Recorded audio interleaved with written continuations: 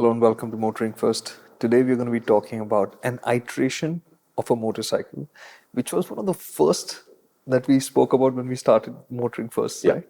Interesting set of updates that have happened, and I'm fingers crossed. Yeah, and he knows about the updates because when the press release came, we were sitting together. Otherwise, we normally don't discuss machines until we sit in these sofas, and we still haven't discussed what the machine is like. Yeah. He only has a sense of what the changes were. Those changes were something that one of those changes was, I think, something that we spoke about, and we said that that was needed. Like that was the kind of character.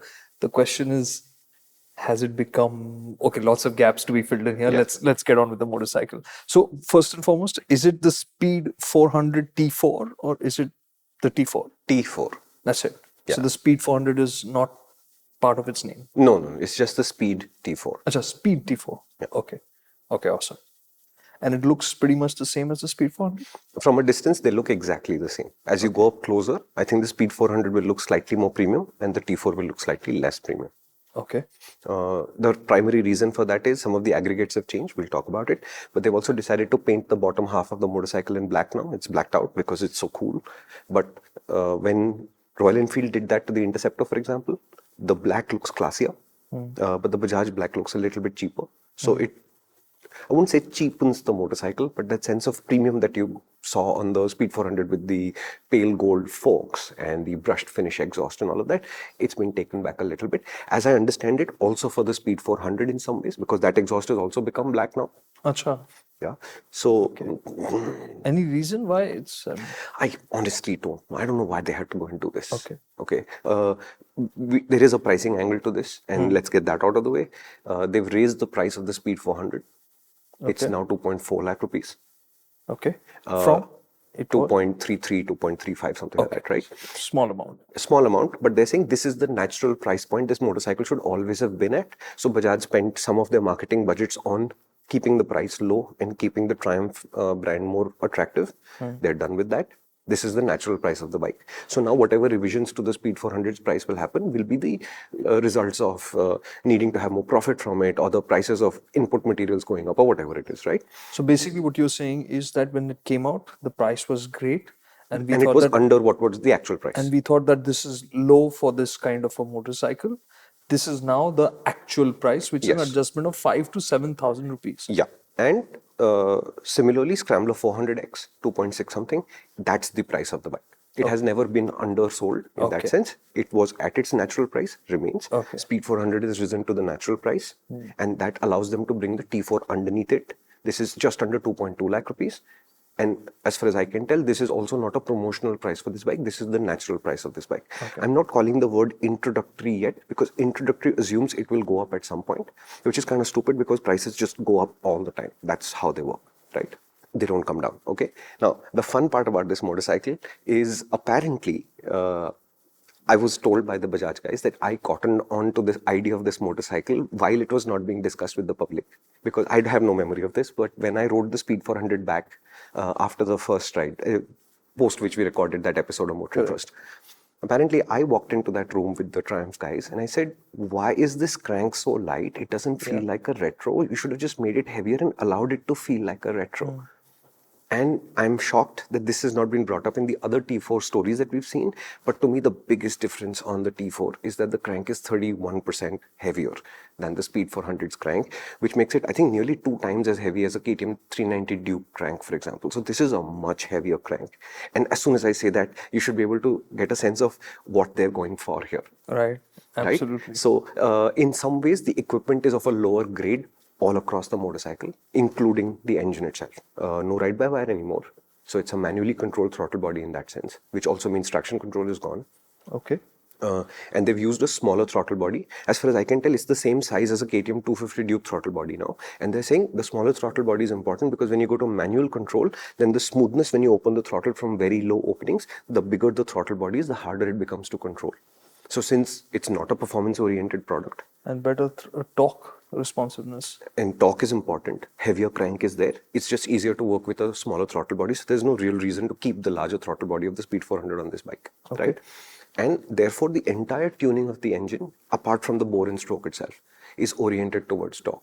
So you lose something like 9 bhp of the peak power, but you only lose 1.5 Newton meters of the peak torque, but both the peaks come lower down. Okay. And they made a drastic change to the gearing, like drastic. Okay, you lost 4 teeth at the back and you went from 43 to 39.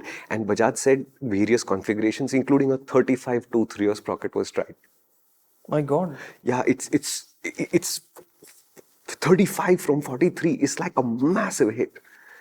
So when you go down in terms of this gearing, basically the engine's torquiness has to be really good. Otherwise, it will not be able to pull. Yeah, it won't be able to pull. It will struggle. So the point is that they're saying with this 31% heavier crank, and if you think about it like this, that racing machines will have the lightest cranks so that they can rev up really quickly. Whereas but they've got a lot of power, they've got lots of revs to play with, so they can always keep moving around in the sweet spot using the gears and the revs and all of that. Whereas for road vehicles, you want to have a strong torque band which is easily accessible so that no matter what gear you're in, you can easily drive it around. And which this heavy crank does because it keeps the rotation going for longer and makes it easier to ride. And the fun part is that I don't know that they were supposed to tell me this or not, but they did, and it's really funny. But it sounds like a Sarojini Nagar negotiation for the sprocket size. Okay, so Bajaj said 35 will be awesome. So Triumph said, bro, if it was a 43, we'll do a 41. Chal na teri na meri 39. Okay, and the fun part about it is they've changed the tires. Okay, so the Speed 400 is one section wider tires than this, but a slightly higher aspect ratio. They were 80s, these are 70. Okay. So the tire circumference is changed. Okay. And what Bajaj is saying is, therefore, it looks like a 39 tooth sprocket. But if you compare it 1-to-1 with the Speed 400, it works like a 38 tooth sprocket. So overall diameter, if you factor in? Yeah, it's still one more tooth less. Imagine how much torque they must be making to be able to pull this gearing off. Okay. Wow. And I learned something very interesting.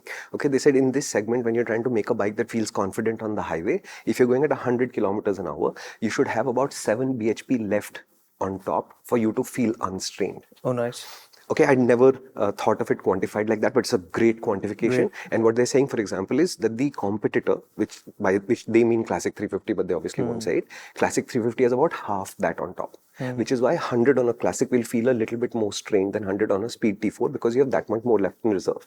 Okay, so the calculation is 2,500 RPM, 80% of the torque has arrived. And then it stays, and the gearing is designed to let you do about 5,400 something RPM at 100. So this is a really peaceful motorcycle in that sense. And I found myself cruising down the highway without looking at one point. I always do this on a motorcycle to see where your natural sense of everything is so calm and chill. It's 5 kilometers an hour higher than the Speed 400s. Oh, really? So I constantly found myself getting up to 110 when I wasn't looking, and then I had to rein it back into 100. So there's a really wide sweet spot on this bike now. So what I really loved about the T4 is you can cruise at 60 on the highway, or you can get up to 110, and that sense of peace is there.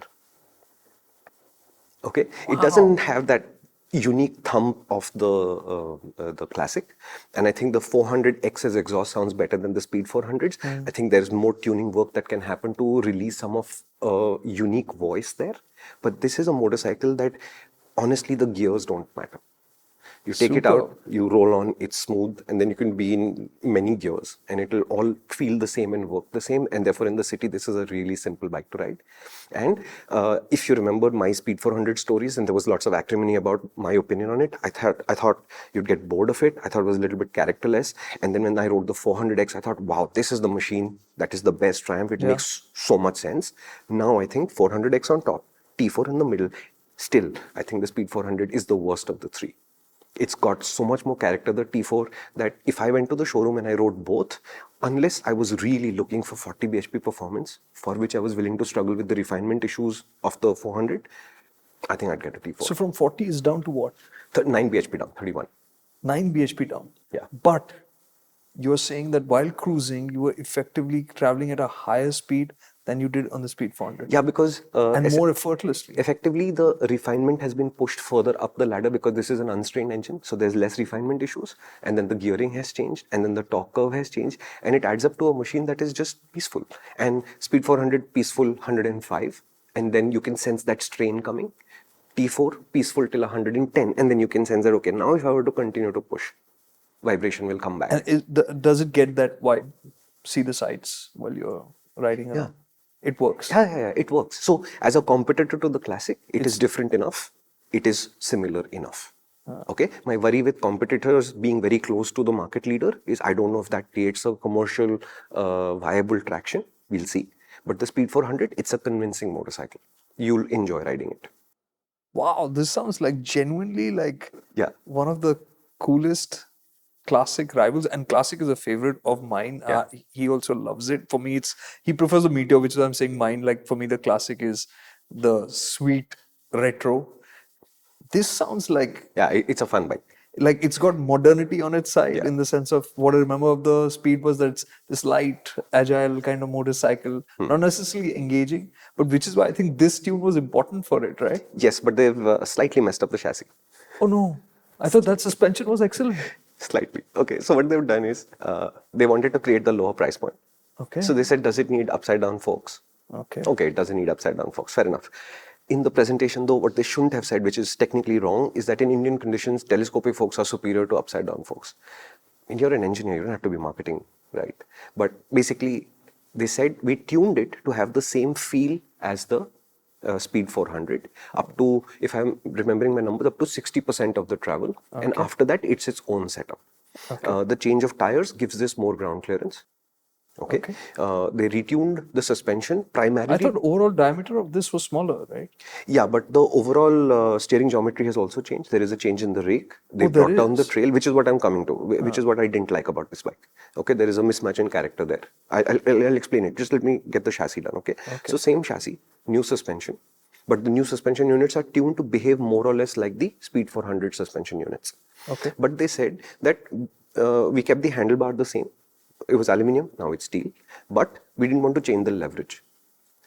But we didn't want this bike to start feeling heavier because of these changes to the chassis. So they did 2 or 3 things. One, they reduced the trail by changing the offset of the axle. 1. 2, they changed the profile of the tire, and this bike is wearing much more rounded bias ply tires, whereas the Speed 400 are radials and they're one size smaller. Okay, so the net result is that this bike is actually very flickable. Okay. Which is on its own not a bad thing. It's got MRF tires instead of those Apollos, and they're reasonably good tires, including in the wet, so that's not a bad thing. But when it flicks that quickly, you're like, hey, out of character. Right? So the ploddiness of the Classic, if you were to call it the ploddiness, is a very uniform experience, right? It is slightly ploddy in the corners, it is slightly ploddy from the engine side, and when you put it together and you're in that mindset, it is a very cohesively slow-moving, relaxed, chill motorcycle. The T4 has a very relaxed, very, very emotive engine in that sense. And the chassis is just like jumpy. It's like, yeah. And you're like, no, I don't want you to do this. And I almost honestly wish that they hadn't messed with the steering geometry of this bike at all and just left it where the Speed 400 was. Why did they do this? I don't know. I honestly don't know. So when you take a test ride on the Speed T4, I think you'll be surprised at how calm the engine is and suddenly how jumpy the chassis is. And in traffic, I'm not sure that this is a negative either because, okay, it flicks quickly, you can change lanes quickly, you can capitalize on gaps and you won't be making gear changes. Okay, fair enough. But when you make a lane change out on the highway at speed, you're like, it's too much. It's moving too quickly and it's moving too easily. I'd like to slow it down. Oh man, this in a way is a little bit worrisome, because this brings up to me the idea of the Discovers, where there'll be 10 iterations until you think you've got it right. Yeah. And that's not a good thing. No, I don't think Triumph is going to let Bajaj iterate that much because, again, this is Why not... did they, I mean, I'm saying, why did they have to mess with that? I don't know. I honestly I don't. understand going to telescopic forks. Yeah. You'll save costs there. And they're functionally fine. Going from aluminium to steel, okay, again, cost saving. But if the shape is the same, the shape is the same. Yeah. I'm okay. Throttle body, okay, you've retuned the engine, it works better with that. Understandable, but why this? Yeah, I don't know. I honestly don't know, and I wasn't expecting it. So when they started to explain that the chassis has been made lighter and is made a little bit more responsive, and I'm like, when did we last say that the Speed 400 was not responsive enough, and therefore we need even more response? Or we said that if you're going to make the engine slower and calmer and more relaxed, somehow the chassis needs to be cranked up rather than cranked down. Yeah. So there is a discrepancy there in terms of how the chassis is reactive, but the engine isn't. And I really enjoyed the of the engine, whereas the chassis just like, haha, and I don't understand it. Okay, it's to me the biggest issue I had with this bike riding it was, why is the chassis moving so quickly? I just don't want it to. And we can give you a parallel for this. Like, for instance, what is it? The Hunter 350, right? Which came with the same J series platform, but tweaked. And it was that the chassis was made different, right? It was tweaked to make it younger, so in the sense that it feels lighter, it feels sharper, and all of that. But the engine still felt like the J series engine, which was like it's slow to rev up, and when you do, there's not much. So it's a mismatch. So it does something in a very different attitude, but the other aspect of it is very different. And this is a little bit like that, but Yeah, it's little bit. It's really something that's stuck in my craw. But on the other side, what they also did a couple of other changes, which I think they could reevaluate. I think is the seat height went up, ground clearance went up, etc., etc. It's 803 millimeters, right? Okay. I don't think that's stupidly tall. So they decided that we'll basically chamfer the edges of this new seat a little bit so that the standover angle remains roughly in the same place as the Speed 400. Understood. It turns out to be a good idea in theory and a terrible idea in practice.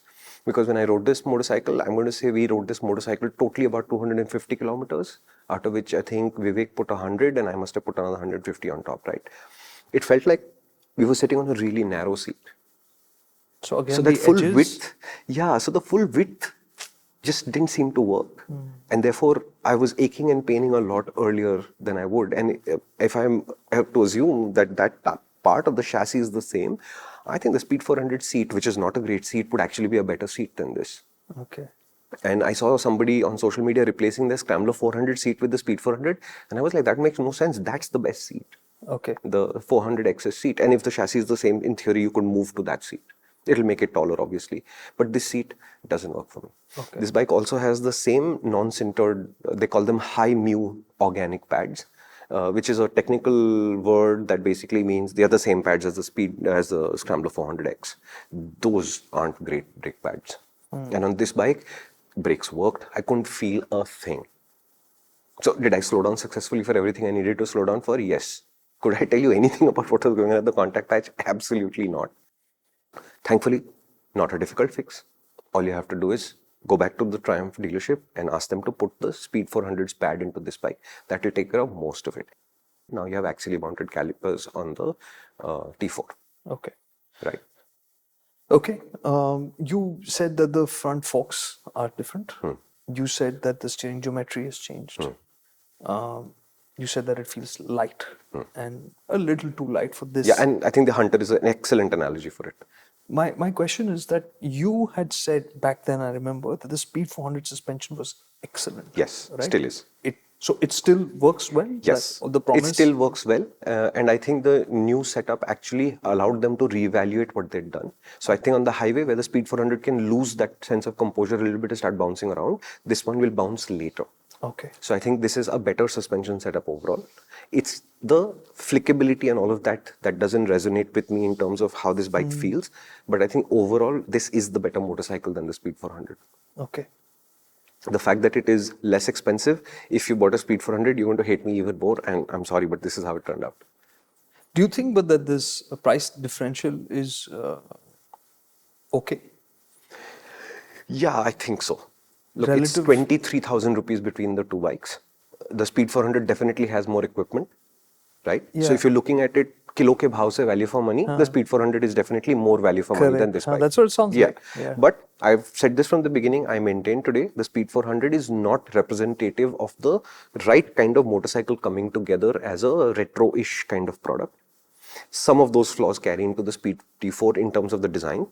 But fundamentally, if you ride the T4, it feels like the right product. And as I understand it, the T4 wasn't invented last night. The T4 and the Speed 400 were worked on together. Oh, and there was a really? fair bit of back and forth as to which do we start with. And Triumph always thought of the Speed 400 as the international global product and the T4 more as an India-specific product. And they decided to do global first and India next, which is how this motorcycle has suddenly arrived. This is a little bit of a thing, because I'm saying it's a story yarn they're spinning, because Triumph has done this time and time again. When the Bonnevilles came out, it was a certain tune, and when the facelift came, this was the template. engine crank has been made heavier, torque levels have gone up, but the revs have gone down. It was the same template and the bike became better. It was, I think, we've just got the facelift earlier than expected. That's all. What facelift? No, I mean, in the sense, what would have been the facelift tune? Huh. They have brought it in earlier. Yeah, but I think now, based on the response that this motorcycle will hopefully get for Triumph India, I think the T4 and the 400 will coexist. And then Bajaj will do their usual thing, which is let them be and let's see what the customers prefer. And if one of them reaches a point where it is no longer commercially feasible to continue selling here, we'll see what happens. Tell me, what if that were not the case? That only, let's say, the T4 Pro was available, which was everything that The Speed 400 has. Speed 400 has, but with that engine. I think the only reason why they wouldn't do it, and I think it's a poor reason to choose. No, I'm saying, would that work for you? Yeah, I think it would. I think Right? So I'm not saying that it needs upside down forks. No. Okay. No, I think why not? No, I'm just saying, like, See, if the Speed 400 didn't exist at all, then I think there could be a T4 and a T4 Plus. And the Plus would have all the fancy equipment that you want. And it would make the motorcycle marginally better. But in terms of value perception, in terms of premium feel, it would be a lot better. And I don't see why that motorcycle the only shouldn't thing exist. that I was trying to add back, like, because which is like when I'm buying this, the idea of the Triumph is that I'm buying the more modern retro, right? And modern, not just in terms of that it's made in a finished like a modern machine, but it has all the tech as well. So which is why the ride-by-wire, which gives you traction control. So I'm saying, hey, I do have a modern motorcycle in terms of its backbone, but it looks and works like a classic, which would be the Triumph template. Right? Yeah. So that's the only real thing that I thought was not the click. Yeah, but Kartik, the looks of this motorcycle are anyway a questionable thing. Because this motorcycle is simply not large enough and it has never been from the start. So when you ride a 400X, you do get the sense of premium, not just from the height and all of that, but from the sense of heft. That's my next question. So we'll come to the 400X later. Yeah. So in this, so you're saying the upside down forks would have been good because it would have also added to the visual mass and premiumness of the motorcycle. Yeah, because that's why. The biggest issue with the Speed 400 even today, and there are comments on our MotorInc First, there are comments on the view story we did, on the balance stories, it's just not large enough to feel premium enough. And this motorcycle is physically the same motorcycle, nothing has changed. From that useless headlight in the front to the tail light, it is the same size more or less as a Speed 400. But visually it looks even less equipped, but the design is a little bit more flashy in terms of stickering. okay. Right? And therefore, when I rode this motorcycle down to Mumbai from the factory in Pune, I passed 1, 2, 3, 4, 5 Speed 400s. 2 on the highway, 3 on the outskirts of Mumbai or whatever. None of them noticed that I wasn't riding a Speed 400. It just totally escaped their attention. Right? So if you're one of those customers who are buying your first 400, you would like that sense of premium from it, you like people to turn around and say, oh, he's got a 400. This is just as anonymous as the Speed 400 can sometimes be. Okay. Right? The Speed 400, for example, has lost that blue color and now there's a bright yellow color in this year. And that bright color, I think the primary reason why it exists is so that you turn around and look at it. Right? You're going to look at the white picture of the white T4 and at least the white makes it look substantial. But take this bike, turn it into black, it's a really small motorcycle. And if I were to park a Hunter and a Speed T4 and a Speed 400 far enough away, I don't think you'd be able to tell which one is which because they're all, relatively speaking, skinny small motorcycles. Right? In Royal Enfield's case, they do have the alternative of something more hefty in the Classic and the Bullet. In the Triumph's case, that motorcycle turns out to be the 400X, which happens to be some 30,000 rupees more. So it's not an easy leap to make. Okay. So it's very clear between the Speed 400 and the T4, the choice of the T4 as the better riding, better motorcycle experience. More feel. Yeah. Right? And you clearly will travel as happily with it. But between the Speed 400 and the 400X, it was very clear in my head, basis our discussion, that go for the 400X. Oh, that is not changed in any way at all. If you have the money and you can buy a 400X, if you'll have to learn to live with its height and all of this stuff, you'll have to spend some money changing those brake pads out, etc. If you can, as it comes together as a all-purpose scramblery motorcycle, the 400X is still vastly superior to the other two. Okay. The way it does the highway, the way it does light off-road, the way the suspension has control in city conditions and outside. If I had to buy a Triumph today, in my head, there is absolutely no doubt at all. I would buy a 400X. The only question is, which color do I want to bring home? Okay. Yeah, I would not spend any money on the seats. I would not initially spend any money on the tires at all. I think that motorcycle has everything I need. Not a single accessory from Triumph is required for that motorcycle to be 100% useful. I have not ridden this 400X at all. So for me, it's like no, actually, I have ridden the 400X. Yes. I have ridden the Speed 400 briefly. So slight blank because now the T4 is a, I'm extrapolating on the basis of what you're saying. Would that engine make sense in the 400X? Perhaps not. No. No. Because I think the 400X's balance between chassis, engine, suspension, brakes, The tires, dots line up. It lines up so cleanly that when we rode it back to back with the Himalayan, we could see, for example, how different they are from each other. Correct. But it didn't lead to the conclusion that this was automatically so much better than the other. Right? So when I did the story, I had a very hard time trying to say this is the winner of this balance. It was very difficult. Correct. And to me, I know some people will immediately say Himalayan's better. Some people will immediately say X is worse. But I don't think anybody will just dismiss one of the two. You could not possibly do it. As much as I love the Himalayan, like I see the purpose of the Speed 400X as not Speed 400, Scrambler 400X. Scrambler 400X as very different. Like as a city bike, I would love to have one, right? Just to mess around with. It would be such a lovely bike. Correct. And experientially, the 400X and the Himalayan are also not from the same planet. Like the Himalayan can be ridden pretty calmly using all of the torque or very angrily. I don't think the 400X can be ridden angrily for any sustained duration because the refinement issue comes and gets in your way. Correct. But if you calm down, the 400X is incredible. And if Triumph hadn't messed up the TR4 engine, which is the name of this engine, if they hadn't messed up the TR4 past 6,000 RPM, and they went with an international compromise saying this level of vibration, global audience, nobody will complain. India just demands more smoothness from their bikes. If that engine was smoother, there's a lot of headroom in there to explore. We will not be happy to explore it because it's not matching our expectations. Doesn't mean it's not a genuine 40 bhp motorcycle.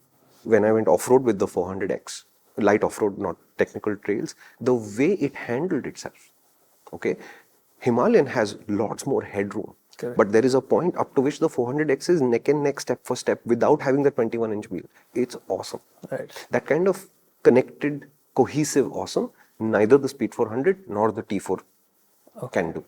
The T4 comes closer to it than the Speed 400 does. Okay. Got it. Clear.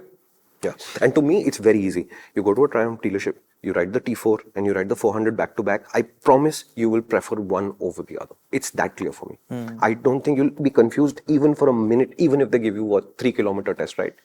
Even if they put a pillion on the back, I don't think you'll get confused.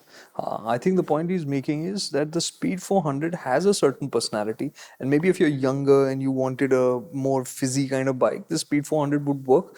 Not the kind of personality we expected from this family of motorcycles, which is why we feel that the T4 is more genuine and connects more dots together for this family. So that will clearly work for some people, and the Speed 400 will be just as good as it were for somebody earlier on who wanted the Triumph fit finish with a little bit of a younger feel motorcycle. Yeah, and I'll also point this out in terms of actual performance, despite the 9 bhp drop, 0 to 60 times are virtually identical.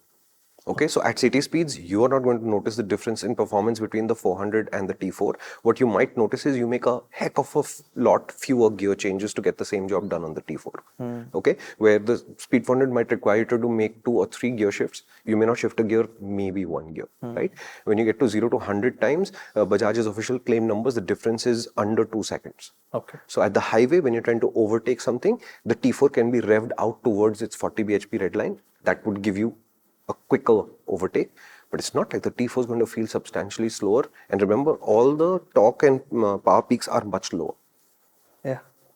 Right? This is a really interesting point because when he mentioned that it's 9 bhp lower, it didn't even register to me. I had to ask him again a second time. And in the entire conversation when we went through, nowhere did he highlight that, oh, it's 9 bhp down and oh my God, that means that the riding experience is dramatically different. So this is interesting for you to also keep in mind that those specs and how they convert in the real world can be completely completely different. And this is a motorcycle, effectively what Shumi said is, feels more effortless and more engaging to ride when you're out in the real world. Yeah, and in some ways, I think the 400 class is now splitting into two parts, right? You have these 27 to 30 bhp machines, which all have lots of torque, and they're relatively low revving. Maverick, X440, now the T4, all of the Royal Enfield 350s, etc. They're all 27 to 30 bhp. They all work on the torque, and they all have, relatively speaking, low red lines. And then there's the other side of the class, which is all 40 and 40 plus bhp, which have the 9,000, 10,000 RPM red lines, which all have some amount of torque, not necessarily off the bottom, but they're all sitting at a reasonably high horsepower number, in which I think the Sherpa from Himalayan might actually be the best balance engine because it's 40 Newton meters and 40 bhp. But I can see that there is a clear line in the middle about which kind of bike you'd prefer. And to Triumph's advantage, they have a bike on either side of this now. So there's a Speed 400 on this side and there's the T4 on this side. The attraction of the T4 for Triumph would be that a lot of classic 350s, etc. get sold. So there is clearly people on the 27 bhp side of things who would think 30 bhp or 31, whatever, is more performance. But if you take the 31 of the T4 and compare it to the 31 of the Duke 250, which is the same horsepower, completely different experiences. Very similar prices, and the Duke 250 is actually more expensive, but very different experiences. Duke, again, I think the advantage is that the dots line up for what it is. Yeah. So if you're looking for a sporty naked that's not too challenging but challenging enough, keeps a new rider engaged, Duke 250 hits all of those markers very, very cleanly. In the same way, I think if they hadn't just made the handling so jumpy, if they just let it feel heavier, and I'm saying feel heavier, don't mess with the steering geometry, make the handlebar even narrower, make it a little bit more deliberate, I think the T4 would come together as an even more cohesive product. Yeah, and we discussed this also on Disconnect. If you are torn between two ideas, means you're not sure about what you want. So spend more time, ride it again until you're clear about which works for you. If this dealer is not giving you another test ride, go to another dealer. Yeah, and if you're afraid of missing out, you're missing out the whole time. I mean, you can't avoid it. You know, you can only do one thing at a time as a human, right? So most of us can only afford one motorcycle at a time. So whichever you buy, the other 99 you're missing out on, there's just get used to it. It's a much simpler way to think about it. Yeah, that's a good one. Right. If you're gonna FOMO, there's so much to FOMO about. Yeah, everything is a FOMO, right? If I order a burger for lunch today, I can't have a pizza. Yeah. Right? And if I get paralyzed by that, then I'm having neither the burger or the pizza. I'm having whatever Rajma I got from home or something instead, right? That's how sliders came up. Huh?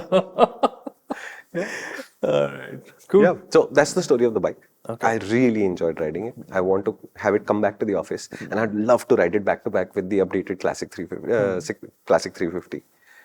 Updated, new headlamp. New headlamp, and I want to see the headlamp thing work out because Royal Enfield's headlamp is pretty useless, the LED one, and the Triumph headlamp has been useless from the start. So I would like to do a story where we go out into the dark and see how little we can see and still feel safe. Okay. Compared with an Apple Watch. And you know, the shocking part is Bajaj does make some of the best LED headlamps. Usually. I don't know how the Triumph headlight ended up like this. Like, think about it. The Domina's headlight was many things, but bright it always was. Yeah. The Pulsar 220F with the projector, bright. The N250s today, bright. So how is it that the Triumph headlight doesn't work? I do not understand. Headlamps remain a continuing mystery to me. Yeah, the old Himalayan's headlamp was a bulb and it was a good bulb. So how is it that when you go to LED, suddenly it doesn't show anything? It's actually quite incredible that in the entire list of vehicles over all the years, can you recall one headlamp, or let's say two, which were brilliant? Like you said, like, this freaking works. RTR 310. RTR 310. LED, awesome. Any I don't know why they would need to ramp up the brightness and all of this silliness, but when it gets to full brightness, it is brilliant. It is compliant with legality and it is super, super bright. No complaints at all. Imagine in all these years, you've come with one. And same thing for me, right now in the last 2 years, everything that we've tested, there's only one car that I think of as, man, 700. they were Yeah. There you go. Yeah. Brilliant. Yeah. Brilliant. Yeah. It's just like, I mean, it's the basic for safety, man. In all this conversation of safety, headlamps are the shittiest part. Yeah, and in terms of bulb headlamps, the best headlamp is what? W175. Are you serious? No, I'm kidding. It might be the only thing mean, on that I bike was that in the- actually okay, redeeming seems to work. No, feature. no, but the BSA Gold Stars bulb headlight is actually a very good Yeah, bulb you said headlight. that last time. Yeah, it's a good headlight. But yeah, it is a bit of a surprise to me that we'd all move to LEDs, and then the market leader in scooters would forget to focus their LEDs. So it's like signaling the moon the whole time.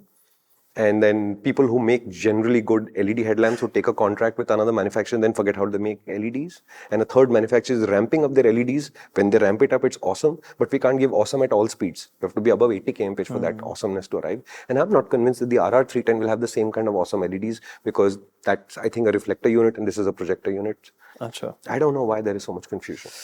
Good headlamps should be like just mandatory. Yeah. Time for summary? Please. Okay. So we are talking about the Triumph T4, which is the retuned version of the Speed 400, a simpler version of the Speed 400, and by and large, better for it. The main change of this motorcycle is to the engine, wherein the crank is 31% heavier than what it is in the Speed 400. This is a small and invisible change which you will not see. I mean, you will not be able to perceive when you're looking at the motorcycle. There are other changes which will make it feel like a different motorcycle, but this is something you can't see, but it's the most crucial part, because what the Speed 400 needed was a little bit of chill, so that it just felt more like a retro motorcycle, and this heavier crank, and along with that the change to the throttle body, which is narrower. So all of it gives it a more torquey, easy nature at low revs, making it more effortless to ride. And that is something that Shumi found was a factor. You would be able to carry a gear longer, you'd make fewer gear changes in the city. It just felt easy to ride.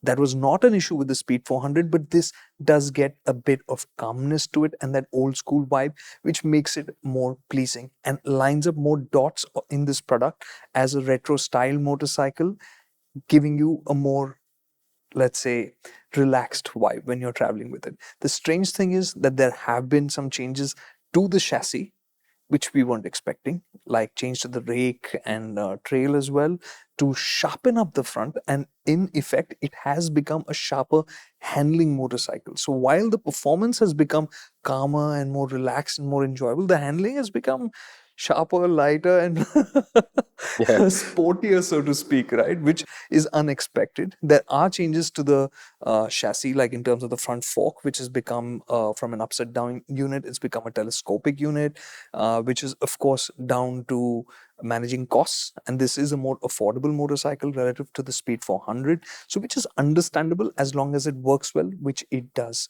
The suspension of the Speed 400 was great, and that continues to be the case here as well. There will be some differences when you go deeper into the suspension travel, maybe with more load, but by and large, it still feels good.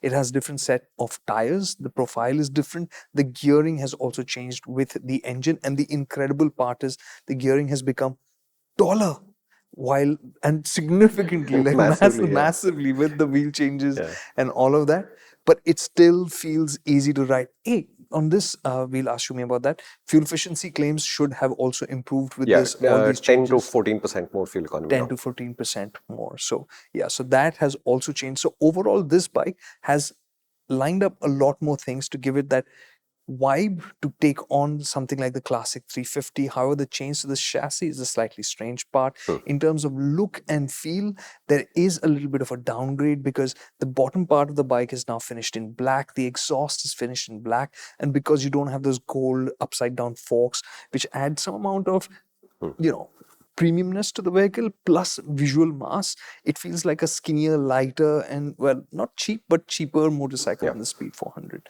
Overall, the takeaway that I got from the conversation with Shumi was that of the two speeds, I mean, this is not the Speed anymore, but of these two, the better motorcycle is the T4, but it might not be for everybody. So do ride both the bikes and see which one suits your taste better. Of this family of 400s from Triumph that we have in India, the 400X, the Scrambler, continues to be the best pick straight out of the box. To if you had to take one, I mean, if we had to pick one, it still remains the one that sits on top, because of the simple idea. It's not that it's a quicker motorcycle than the Speed 400. It's not necessarily the most agile of the three, but it's the one that connects more dots and as an idea is the more cohesive product, which means as the Scrambler looking motorcycle, it actually does a lot of scramblery stuff. It feels grunty and easy to ride in the city. It's good enough for the highway.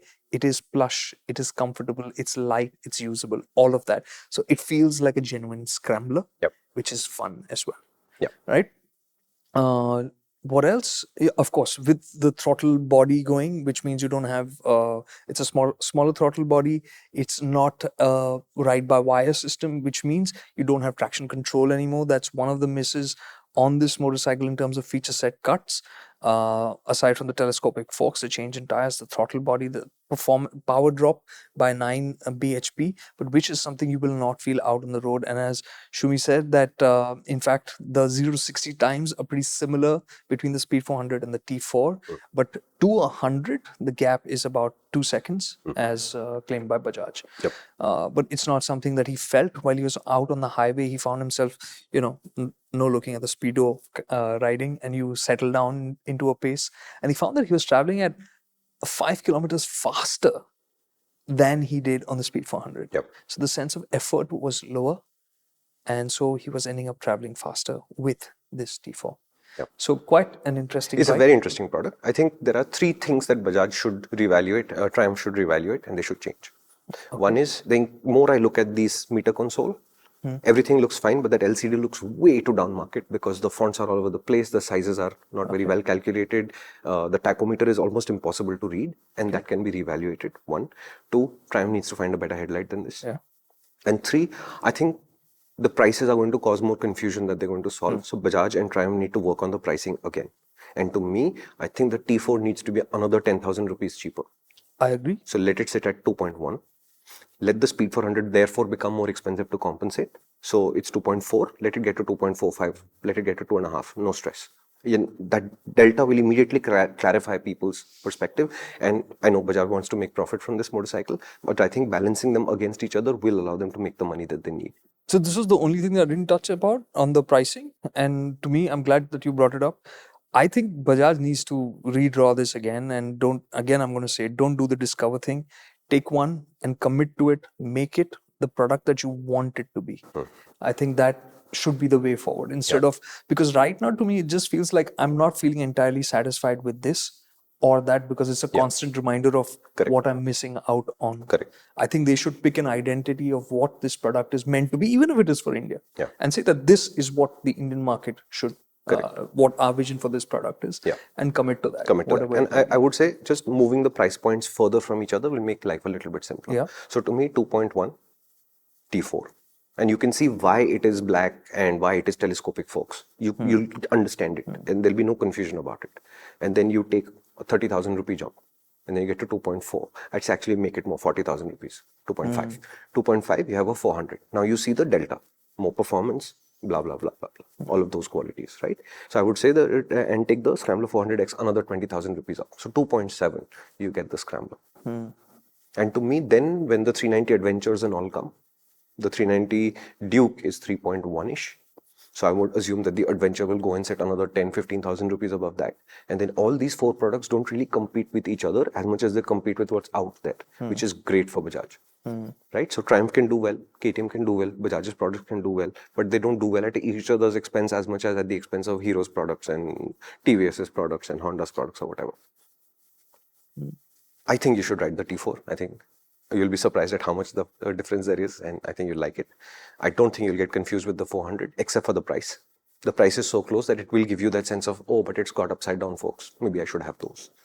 But I think the more satisfying motorcycle of the two is the T4. Which is why I'm going on the sense through that I didn't get to the price I wanted to. I think that they should just bring the two together and create this one identity, which has the premiumness of the Speed 400 with its upside down forks.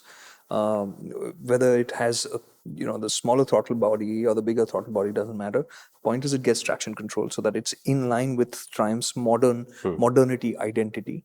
It looks therefore better, feels modern, and it has this character, because finally that to me means you just have two choices within the family, which is the T4 or the premium version of the T4. Right? Yeah. It would be clearer for sure.